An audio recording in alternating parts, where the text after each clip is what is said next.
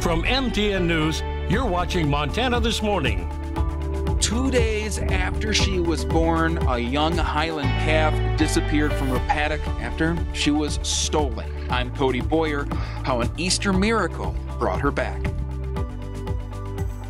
A tram to the top of the East Ridge in Butte for a scenic trip to the Our Lady of the Rocky statue is getting a big boost. How a federal ruling may help. That story coming up. That's been a story a long time coming there out of Butte. Happy to see some progress made on that. We'll have more. 6:30.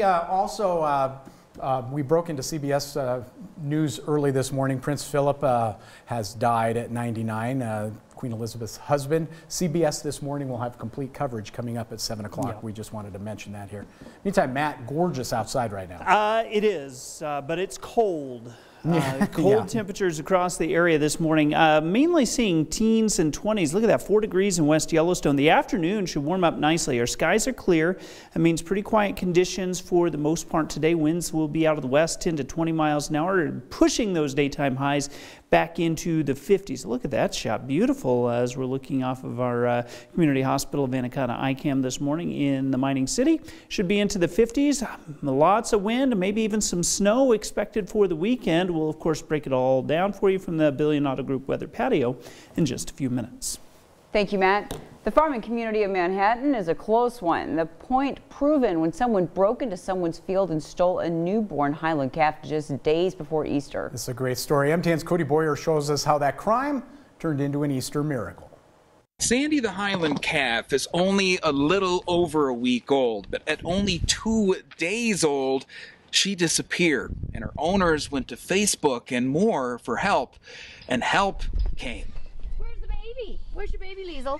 You know, we just check them every day, and then went out on Friday morning, and she wasn't there, and I panicked. That's Daddy. That's Ben. He's young. Hi, Ben. You gonna come say hi? It's a feeling that no mother, pet owner, or ranch mom like Jennifer Carr hopes to ever feel. We just started searching every pasture, every hole, every culvert, every ditch. On Tuesday, April 1st, this little Highland calf, named Sandy by her soon-to-be owners, was born. Carr says 2 days later, panic. Searched for hours and hours and hours, and then later in the evening we found the tracks leading up to our electric fence. Someone took her. There was a four-wheeler that had pulled up and must have taken her and peeled out. But Jennifer did as any mother would, since Liesl couldn't. She sought help. I did the post in Manhattan and Manhattan, Montana Facebook page just to see if someone could come out, you know, and check, make sure they didn't have her. She wasn't in their yard. Help that spread like wildland fire. Over 18,000 shares between the 2 posts I did, and that was within 24 hours. I couldn't keep up with my phone. I had to leave it on the charger in order to keep charged to it because people were calling me from Arizona, Idaho. Meanwhile, Jennifer called stockyards across the area, but still no sign until Easter morning. I was standing there and I saw her in the field, and I'm like, oh my gosh. My daughter's like, Mom, what? And I'm like, I think it's Sandy. It was Sandy, standing with her mama. I had my bathrobe on, threw my muck boots on, and went peeling out there. She just makes me so happy. They all just put a smile on my face. After 18,000 odd posts, the thief felt the pressure. Jennifer says if it weren't for the community, Sandy might not have ever returned. No one was going to be able to sell her in like a 5-state area. The pressure of social media brought her back. On Easter morning, to boot, it makes Jennifer think beyond the bad in the world, how it is easier to find the good. Look at it, one person was bad, and then 18,000 people were working as hard as they could to help us get her back. Miracles still happen. In Manhattan, Cody Boyer. She's our little miracle. MTN News. Sandy wasn't the only calf stolen, it turns out, in that area. Gallatin County Sheriff's deputies say a second one was taken earlier that same week at a different farm, something Jennifer hopes has brought more to light after what happened with her calf. No suspects have been identified yet. Meantime, 3 major marijuana reform bills are now on their way to the Montana Senate after the House passed them all on final votes. House Bills 701, 670, and 707 all moved forward on near party line votes. Each one lays out a different way to implement recreational marijuana in the state and a different plan for using the tax revenue from legal sales. Earlier this week, leaders with the majority Republicans told their members they wanted all 3 bills to advance in the Senate so they would have more options as they look at possible amendments in the coming weeks. 6:35, staying on the same topic, marijuana legalization is happening across the country. 15 states have fully legalized it, with a dozen more permitting some use of medical purposes. Meanwhile, at the federal level, though, it's still illegal. Our Joe St. George takes a look at whether President Biden will soon change that. Plus, hear the frustration from some that nothing has happened so far. These are 2 vegging plants, meaning they're not budding yet, they're just getting bigger and bigger. To say Adam Eininger appreciates marijuana, it's already dry, is an understatement. I can smell it through the mask. The cannabis advocate grows it legally in his D.C. home, and he's planning on gifting joints to thousands who get their COVID-19 vaccine on 4/20. Eininger, over the years, helped pass marijuana decriminalization locally in D.C. His advocacy has even gotten him arrested at the Capitol. Have I heard anything from the White House?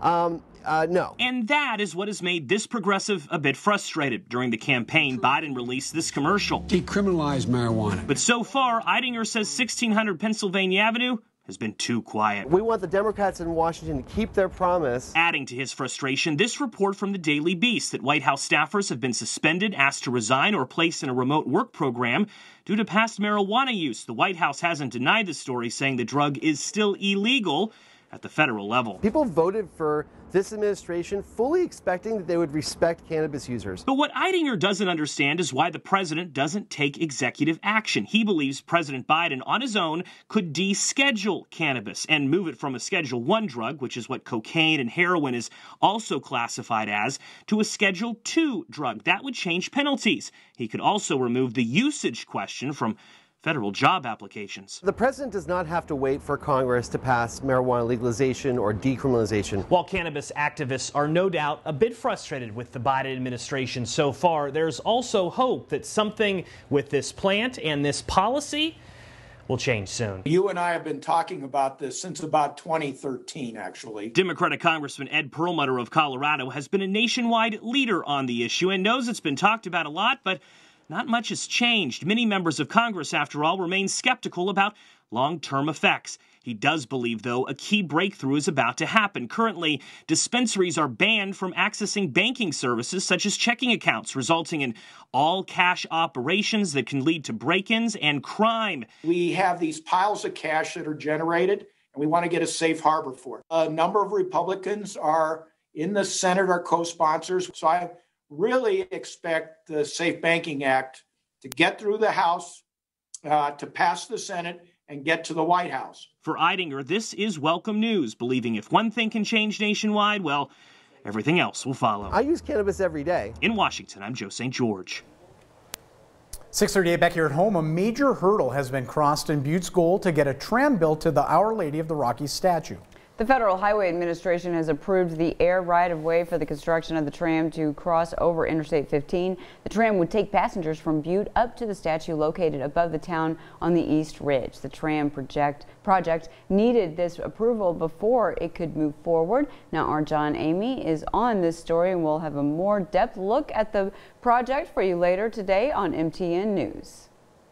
Meantime, the U.S. is getting its first new main route airliner in nearly 15 years, and one of the initial flights, Avelo Airlines, will offer connections to Bozeman. Flights will begin on April 30th, 4 times a week between LA's Burbank Airport and Bozeman Yellowstone International. The airline says it will offer low-cost service with initial seats offered for $19 one way. The airline also says it will offer low-priced optional services such as checked bags or an extra carry-on. Continued growth at Montana's busiest all airport. The time. Yep. Flights added all the time. That's fantastic. Yep. Well, meantime, island volcanoes are the thing right now, with eruptions on Iceland and Sicily. Now there's another set to erupt much closer to the U.S. Where that is and how it's leading to a mass evacuation, that story coming up. But first, let's check in with our friends at CBS This Morning to see what's happening at 7 o'clock. Good morning. Ahead on CBS This Morning, more on the fourth high-profile mass shooting in the last 4 weeks. Plus, in the Derek Chauvin trial, a medical expert testifies that George Floyd's death was not related to any drugs or pre-existing conditions. As the defense has argued, a former criminal defense and civil rights attorney will join us. Also, the CDC has new guidelines for travel if you've been vaccinated. We'll tell you what this means if you're planning a summer vacation. And CBS News got an exclusive first listen to never-before-heard music from Prince. 60 Minutes shows us how the new album showcases Prince's raw talent nearly 5 years after his death. Looking forward to that. We'll see you at 7.